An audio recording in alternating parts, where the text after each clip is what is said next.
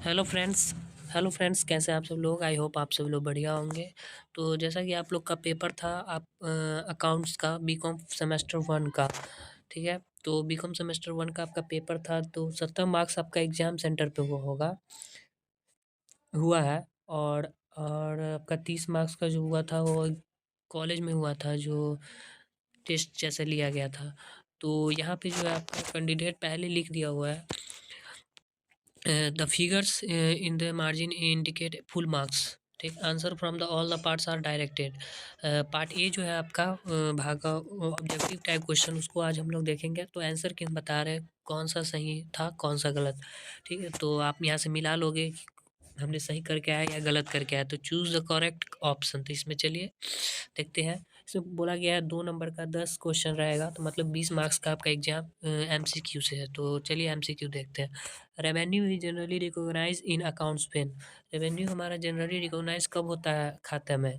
तो जब हमारा गुड्स डिलीवर्ड हो जाता है तब होता है। कब होता है? जब गुड्स हमारा डिलीवर्ड हो जाता है। तो जब वस्तु की सुपुर्दगी की दी जाती है, देन उसके बाद ही हमारा रेवेन्यू, रेवेन्यू क्या, प्रॉफिट जो होता है माल बेचने के बाद ही ना होता है, जाने के बाद। द बायर चार्जेज, नेक्स्ट जो हमारा बी है question, the buyer charges depreciation on. Buyer जो है चार्ज करता है ह्रास किस पे?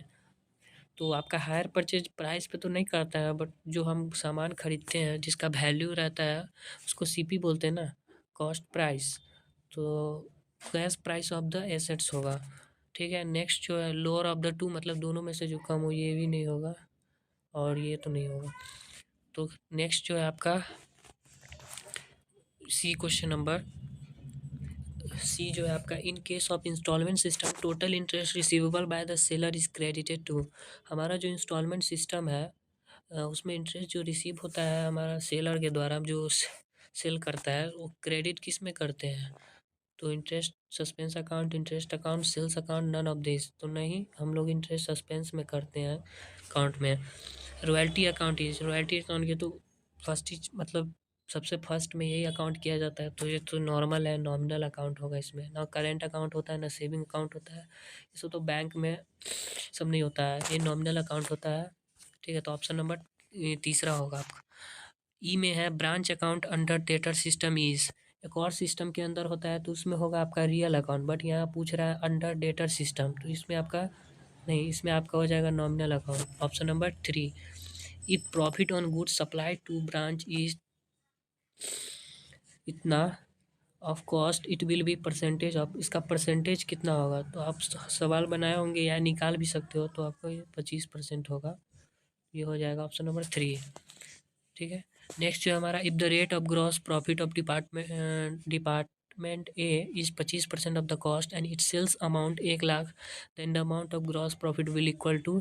तो 1 लाख आपका सामान है, इसको आप ग्रॉस प्रॉफिट मतलब बोल रहा है डिपार्टमेंटल अकाउंट का है, तो इसमें ऐसे नहीं निकलेगा। 25/100 की होइएगा, गलत होगा।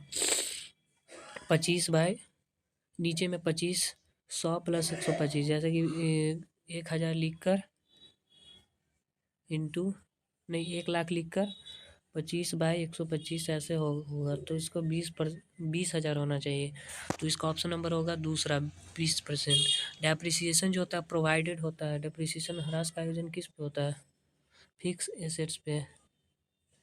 ठीक है, option number A. The reason of charging depreciation is, जो रीज़न होता है डेप्रिसिएशन चैप्टर में ही लिखा हुआ है कि रीज़न जो होगा चार्ज करने का डेप्रिसिएशन का, वो हमारा अप्रचलन, रिक्तता, हिसावट, वो तीनों होता है। ये सब तो ऑल हो जाएगा। As per dual expect concept, ये तो नॉर्मल क्वेश्चन है जो बुक में भी है। As per dual expect concept कहता है हमारा, जो इसमें सीधा है फार्मूला अपना समझ लीजिए। ये सब फार्मूला गलत है, गलत है। तो ऑप्शन नंबर ये होना चाहिए, कैपिटल प्लस लायबिलिटीज बराबर एसेट्स। तो यही हमारा आंसर क्यों था, और इससे मिला सकते हो आप कितना आपका सही था कितना आपका गलत। ठीक है, तो आपका फिर 22 तारीख को मिलते हैं। उस दिन मार्केटिंग का एग्जाम है, principle and function of marketing.